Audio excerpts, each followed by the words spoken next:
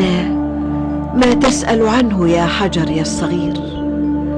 أحجار نحن، يضرب بنا البشر المثل في الجمود والقسوة، لكن ما جرى سيؤكد لك أن قلوب بعض البشر هي القسوة بعينها، وجمودها الذي لا يلين جعل من هؤلاء أغرب كائنات الأرض. عن قريش إذن تتحدثين يا صخرتنا؟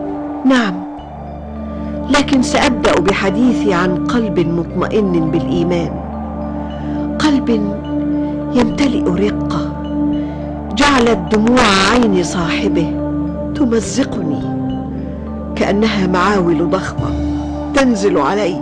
ومن صاحب ذلك القلب المؤمن؟ إنه عمار بن ياسر، الذي سمع قلبه كلاما يتردد عن محمد الذي جاء له الوحي من السماء، فبدأ يبحث عنه ليسمع منه. وهل يسمع القلب؟ الأذن تسمع دائما، لكن الكلام الطيب تسمعه القلوب أولا وتهز أصحابها فتفكر فيه العقول، ثم يخشع الرجل فنرى العجب كما حدث هنا.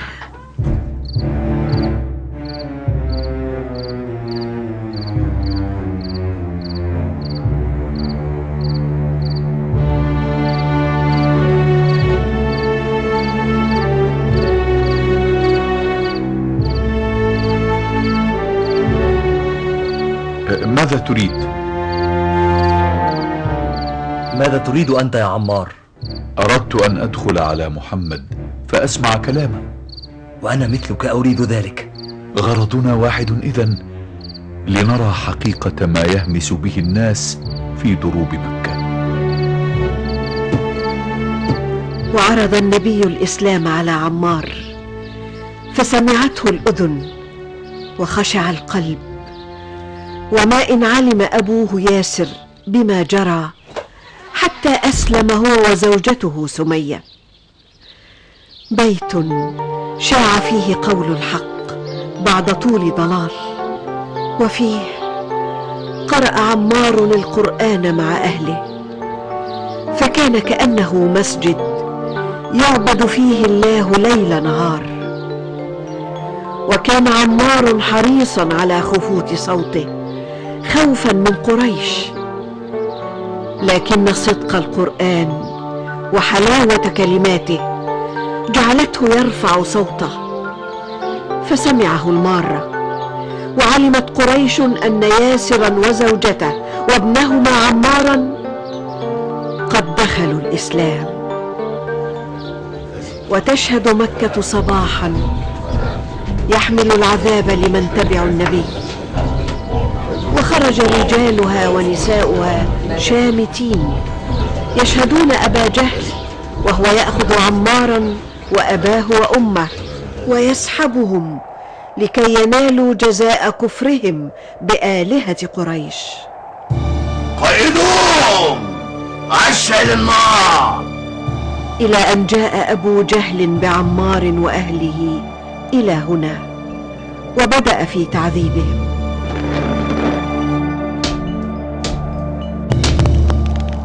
هربت يومها، فحتى أنا خفت على نفسي من غضبهم.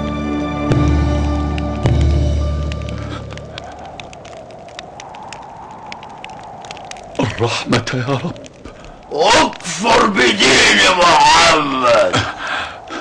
بل أشهد أن لا إله إلا الله وأن محمدا عبده ورسوله. النار ستعيد عقلك يا ابن سمية.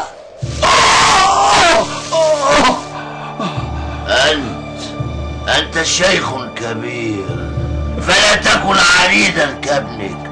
اكفر بدين محمد. لا إله إلا الله. وما قولك أنت أيضا؟ ألا تفهم يا أبا جهل؟ قالها زوجي وابني من قبل. أتظن أني أقل إيمانا منهما؟ سأمزق بصوتي هذا أجسادكم يا مجانين حتى تكفروا.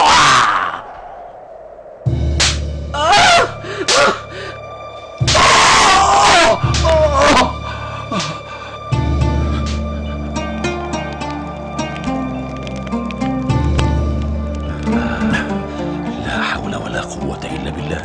اللهم انتقم ممن يعذب من يعبدونك. الحمد لله، الحمد لله على نعمته. ما سر ابتسامتك هكذا يا عمار؟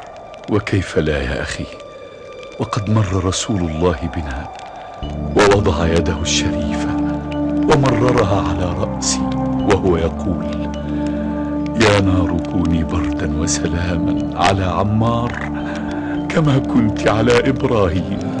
غفر الله لكم يا عمار بما تتحملون من قريش وقسوة قلوبها. آمين.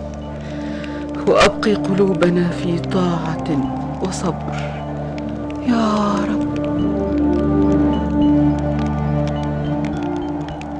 حيرني أولئك الناس بعنادهم وثباتهم. ما لسادة قريش يكلمون أنفسهم في شعابك يا مكة؟ ادخلي بيتك يا امرأة حتى لا أيتم صغارك. يا عمرو بن هشام يا سيد قريش، هل ضاق صدرك بحديث امرأة مثلي واتسع لمن يسبون آلهتنا؟ بل ما عندي قدر أمولة لأتباع محمد بعد اليوم. كلمات نسمعها منذ ظهر الدين الجديد وما نرى إلا زيادة في الصابئين، فتجرأ الخدم والعبيد على السادة وصار الناس يقولون: انظروا إلى ياسر وزوجه وولده مع عمار يتحدون بطل قريش وفارسها عمرو بن هشام. يا شيطانة العرب، أخبري مكة كلها أن ابن هشام سيخضب ظروف مكة بدم كل من يجرؤ على دخول الدين الجديد، ومن دخلوه ويرفضون تركه بعدها سيعذبون عذابا لم يشهده أحد من العرب من قبل، حتى يعودوا لدين آبائنا وأجدادنا.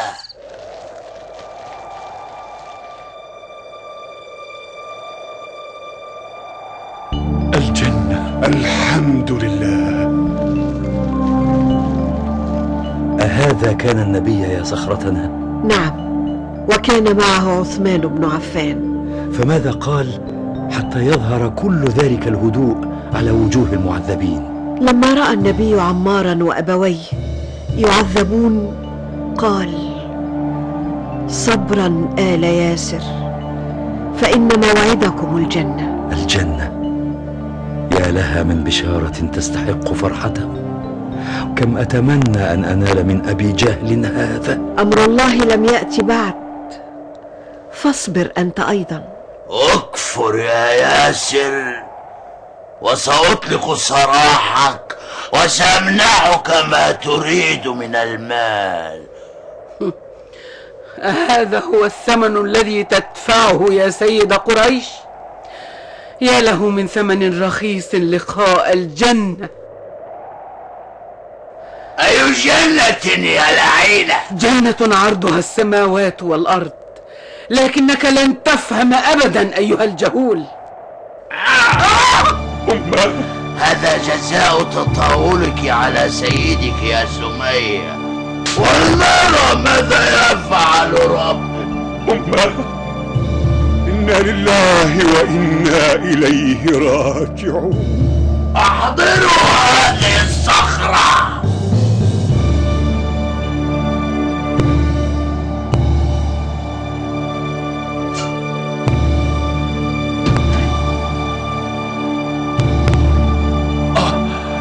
أحد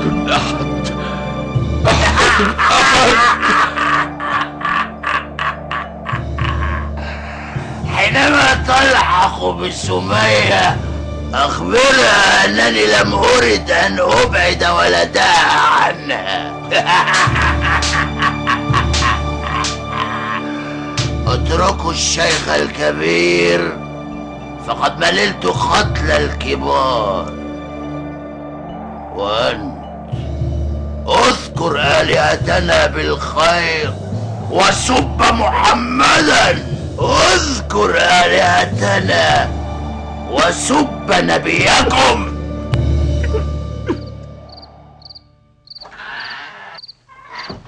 أحمدك يا رب، أحمدك وأستغفرك. ما لي أراك خرجت بوجه راض غير وجهك الدامع الحزين حينما دخلت؟ سألني النبي ما وراءك، فقلت شر يا رسول الله، ما تركوني حتى نلت منك وذكرت آلهتهم بخير. فقال النبي وكيف تجد قلبك؟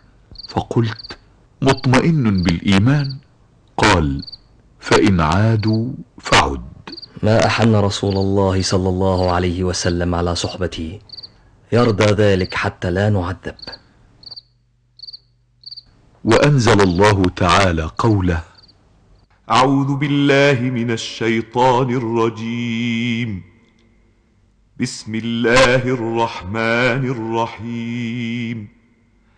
من كفر بالله من بعد إيمانه إلا من أكره وقلبه مطمئن بالإيمان ولكن من شرح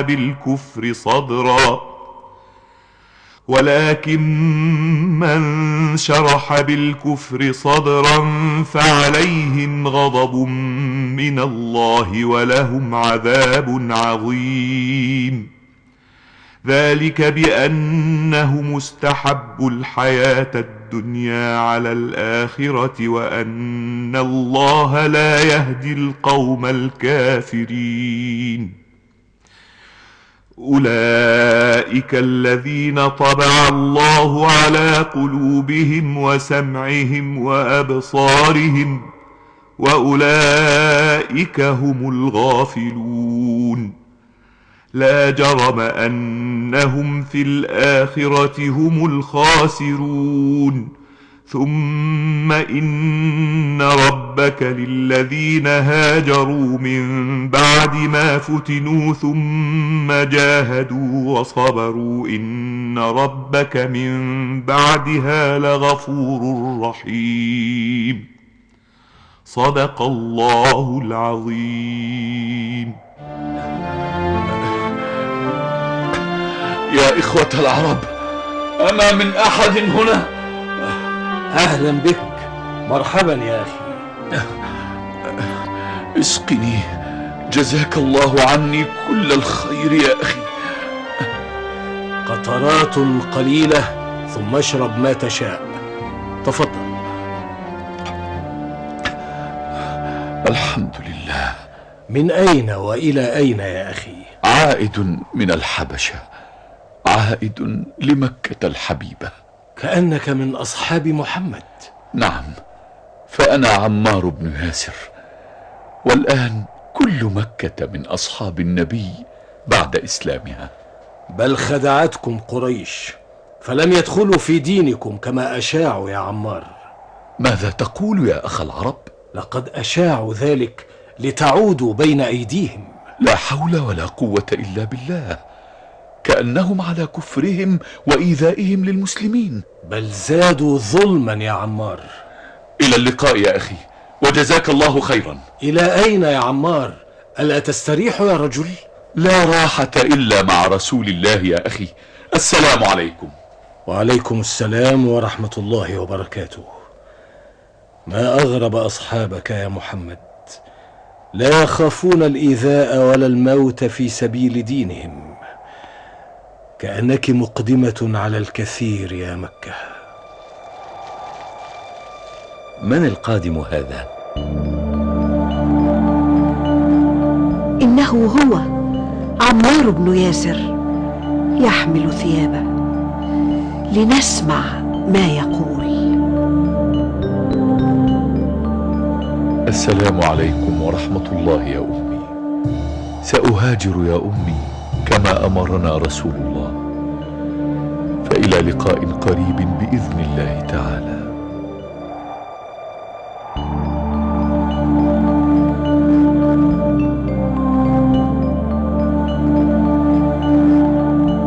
السلام عليك يا أول شهيدة في الإسلام.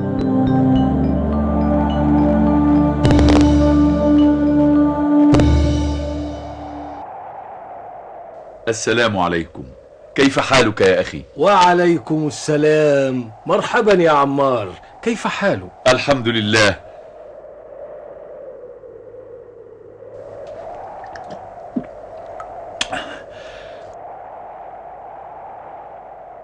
تفضل، هذه هدية من أسواق مكة.